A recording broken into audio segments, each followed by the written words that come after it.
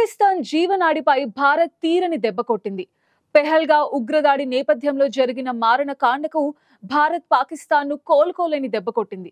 ఎందుకంటే సింధు జలాలు అందడం వల్లే పాకిస్తాన్లో 80% పంటలు పండుతున్నాయి. అక్కడి రైతాంగానికి సింధు జలాలే ఆధారం. తక్షణమే పాక్తో ఉన్న సింధు నది జలాల ఒప్పందాన్ని రద్దు చేయడం, సీమాంతర ఉగ్రవాదానికి పాక్ ముగింపు పలికే వరకు ఈ ఒప్పందాన్ని నిలిపివేస్తున్నట్టు కేంద్రం ప్రకటించింది. పాకిస్తాన్ ఆర్థిక వ్యవస్థ ఎదుగుదలలో సింధు నది జలాలు అత్యంత కీలక భూమిక పోషిస్తాయి. ఆ దేశ సాగు భూమిలో సుమారు 80% పంటలకు నీరు అందిస్తూ 16 లక్షల హెక్టార్ల సాగు భూమికి సింధు నది జీవనాడిగా ఉంది. కరాచీ, లాహోర్, ముల్తాన్ వంటి ప్రముఖ నగరాలు నీటి వనరుల కోసం ఈ నదిపైనే ఆధారపడ్డాయి. పాక్లో అత్యంత కీలకమైన తర్బెలా, మాంగ్లా జల విద్యుత్ కేంద్రాలకు ఈ నీటి ప్రవాహమే దిక్కు. పాక్ విద్యుత్ ఉత్పత్తిలో ఏటా 8% జీలం నదిపై నిర్మించిన మాంగ్లా డ్యాం నుంచి ఉత్పత్తి అవుతుండగా, సింధు నదిపై నిర్మించిన తర్బెలా డ్యాం నుంచి 16% సమానమైన విద్యుత్ తయారవుతుంది. పాకిస్తాన్ జీడీపీలో దాదాపు 25% అందిస్తున్న వ్యవసాయ ఉత్పత్తులు గోధుమ, వరి, చెరకు, పత్తి వంటి పంటలు సింధు నది ప్రవాహంపైనే ఆధారపడి ఉన్నాయి. భారత్ ప్రయోగించిన దౌత్య యుద్ధం వల్ల దాయాది దేశంలోని అన్ని రంగాలపై పెను ప్రభావం చూపనుందని అంటున్నారు నిపుణులు. అయితే భారత్ నిర్ణయం తక్షణమే పాక్ పై కనిపించకపోవచ్చు. సింధు జలాలను నిల్వ చేయడానికి, మళ్లించడానికి తగిన వసతులు లేని కారణంగా ఆ నీటి ప్రవాహాన్ని వెంటనే ఆపడం భారత్కు సాధ్యం కాదు. కాకపోతే తక్షణమే 5 నుంచి 10% ప్రవాహాన్ని మాత్రం తగ్గించే అవకాశం ఉందని నిపుణులు తెలిపారు. ఇప్పటి వరకు సింధు, జీలం, చీనాబ్ నదులపై ప్రవాహానికి ఆటంకం కలిగించే నిర్మాణాలు చేపట్టకుండా ఈ ఒప్పందం అడ్డుపడింది. ఒప్పందం నిలిపివేతతో భారత్ స్వేచ్ఛగా నిర్మాణాలు చేపట్టే అవకాశం కలిగింది. ఒక్కసారి భారీ డ్యాంలు నీటి ప్రవాహాలపై నిర్మిస్తే పాక్ గొంతు తడారిపోతుందని విశ్లేషకులు అభిప్రాయపడుతున్నారు.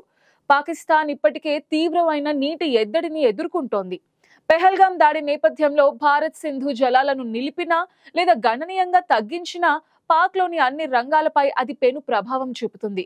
కేవలం సింధు జలాల ఒప్పందం రద్దు అనే ప్రకటన కూడా పాకిస్తాన్పై తీవ్రమైన అలజడికి కారణమవుతుంది.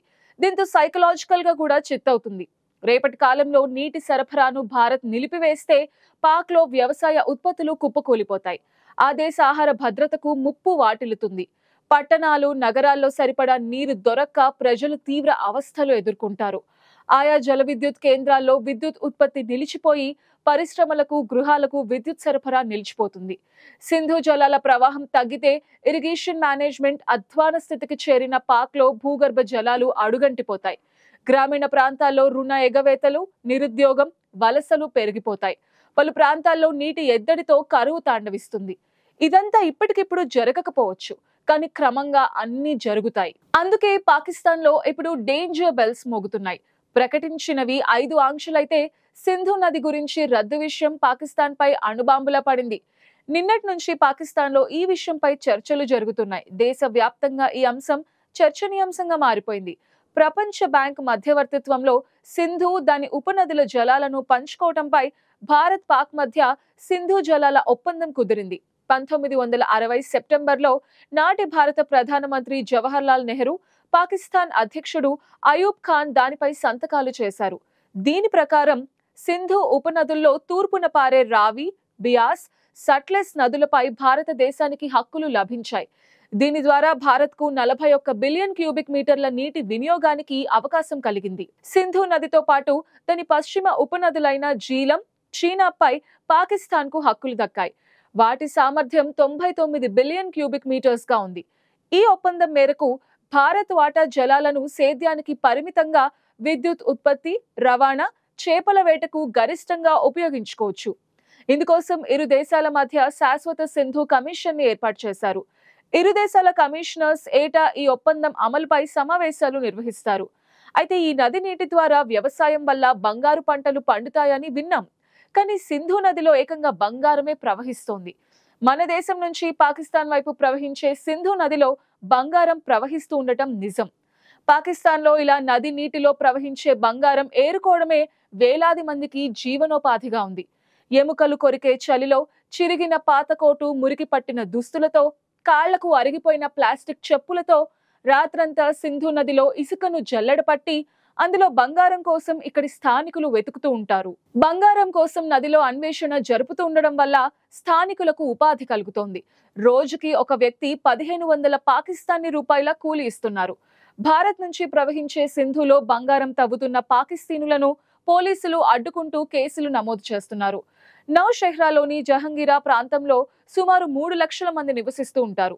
స్థానికంగా ఉన్న సిమెంట్ ఫ్యాక్టరీలో పనిచేస్తూ, రవాణా రంగంలో పనిచేస్తూ, భద్రతా సంస్థలలో ఉద్యోగాలు చేస్తూ ఇక్కడి వారు ఉపాధి పొందుతూ ఉంటారు. గత 2 ఏళ్లలో సింధు నదిలో బంగారం వెలికితీసే పనుల్లోనూ స్థానికులు పెద్ద ఎత్తున పాల్గొంటున్నారని అధికారులు చెప్తున్నారు. నదిలో ఈ బంగారం వెతికే పనులు 2 ఏళ్లుగా ఎక్కువయ్యాయి. భారీ యంత్రాలతోనూ కొందరు బంగారం కోసం ఇసుకను జల్లెడ పడుతున్నారు. అయితే ఈ పనులకు మాత్రం ఎవ్వరికీ అనుమతులు లేవు. ఈ పనిలో వీరు ఎంత సంపాదించుకుంటున్నారో బయటకు తెలిసే అవకాశమే లేదు. బంగారం వంటి ధాతువులు భార లోహాలుగా పరిగణిస్తారు. అవి ప్రవాహంలో వచ్చి నీటి అడుగుకు చేరుతాయి.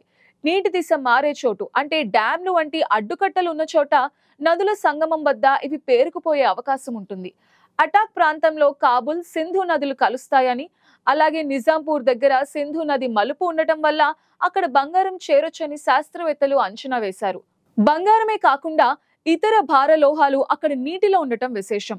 నిర్మాణ పనుల కోసం కాబుల్, సింధు నదుల నుండి తీసుకువెళ్లే ఇసుక, కంకరలో బంగారం సహా వివిధ లోహ కణాలు ఉంటున్నా వాటిని ఇసుక నుంచి వేరు చేసేందుకు సరైన పద్ధతులు అందుబాటులో లేకపోవడంతో బంగారం వృధా అవుతుంది. ఇకపోతే సింధు నదిలో దొరికే బంగారం నాణ్యత ఎలా ఉందన్న విషయం కూడా చూద్దాం. నీటి నుంచి బంగారు రేణువులను వేరు చేయడానికి నది ఒడ్డున పెద్ద బలమైన ఇనుప జల్లెడలను ఏర్పాటు చేసి యంత్రాల సహాయంతో నదిలోని ఇసుక, మట్టిని అందులో పోసి జల్లెడ పడుతూ ఉంటారు. అలా చేసినప్పుడు పెద్ద రాళ్లన్నీ జల్లెడలో ఉండిపోయి చిన్న చిన్న రేణువులు దిగువన పరిచే పరదాలపై చేరుతాయి. అప్పుడు ఆ పరదాలను పెద్ద ఇనుప పాత్రలో నింపి అందులో వేస్తారు. నీరు నింపిన పాత్రలో వేసిన పరదాల నుండి సూక్ష్మ ఇసుక రేణువులు వేరైన తర్వాత దాన్ని సేకరించి పాదరసం కలుపుతారు. ఆ ప్రక్రియ తర్వాత పాదరసానికి అతుక్కున్న బంగారు రేణువులను అగ్నిలో కరిగించడం ద్వారా అసలు బంగారం బయటకు వస్తుంది. దక్షిణాఫ్రికాలోని జోహెన్నాస్బర్గ్, అమెరికాలోని కాలిఫోర్నియా ప్రాంతాలలో కూడా ఇలా నది నీటి నుంచి బంగారం తీస్తూ ఉంటారు. ఖైబర్ పఖ్తుంఖ్వా ప్రాంత నదుల్లో పెద్ద మొత్తంలో బంగారం ఉందని, దీనిపై మరిన్ని పరిశోధనలు, వెలికితీతకు ఆధునిక సాంకేతిక పరిజ్ఞానం అవసరమని శాస్త్రవేత్తలు చెప్తున్నారు. అయితే అక్రమ మైనింగ్ ను అరికట్టి ప్రభుత్వమే వెలికితీత చేపడితే ఖజానాకు ఆదాయం రావడంతో పాటు స్థానికులకు చట్టబద్ధంగానే ఉపాధి దొరికే అవకాశాలు ఉంటుంది.